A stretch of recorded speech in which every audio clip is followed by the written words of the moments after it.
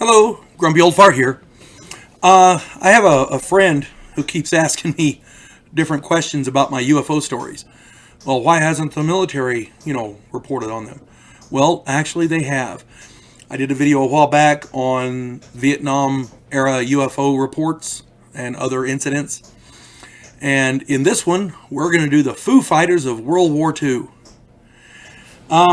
During World War II, late in World War II, I want to say it was 43 and later, the Allied pilots were reporting strange lights following them and buzzing them and paralleling them, things like that. And our government, the Allied governments, I should say, thought them to be possible enemy advanced aircraft. So they watched them closely because it was a wartime footing. It was World War II. Okay, lots of air combat going on over Europe and over the Pacific. So when there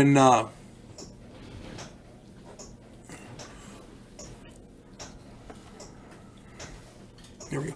So when pilots, air combat pilots involved in war are reporting things that are unusual, people take note of that.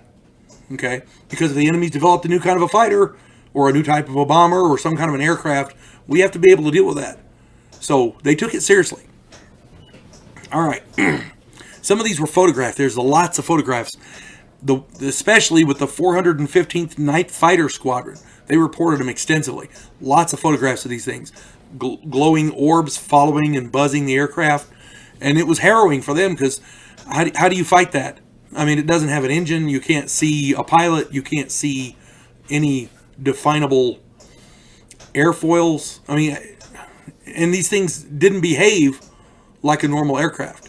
90-degree turns, very fast, far exceeding ours.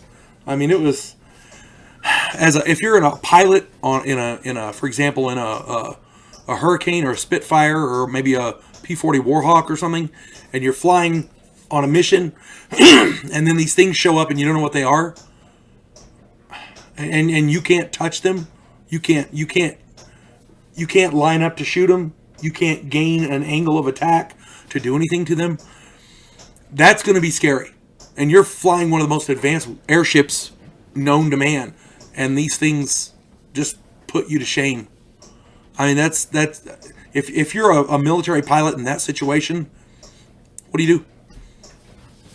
And a lot of these pilots, after World War II, a lot of these pilots who reported UFOs or seeing them were stigmatized, and they lost flight status and things like that because of that. So that's one of the reasons I'm going back and taking a look at some of this stuff, because if these people are right, if the Navy has just announced UFOs are real, if these people were right, they have a serious, legal precedent here. So as far as these Foo Fighters were concerned, excuse me, they were invisible to radar. They were much faster than anything we had.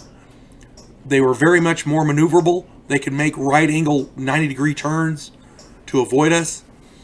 Any of them that were fired on, there's no record of any of them ever being hit or shot down.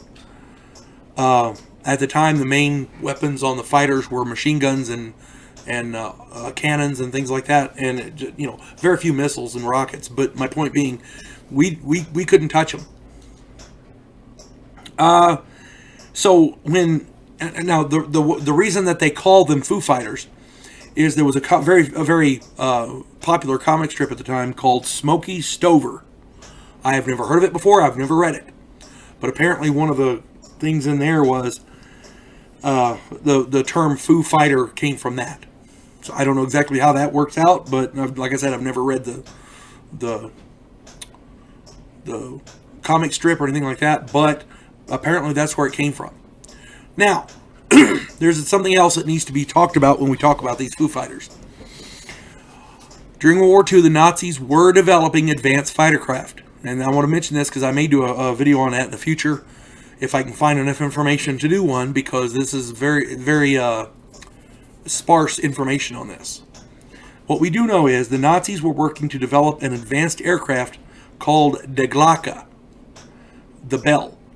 This looked, according to reports, This used some type of an anti-gravity, or maybe some sort of a magnetodynamic drive system.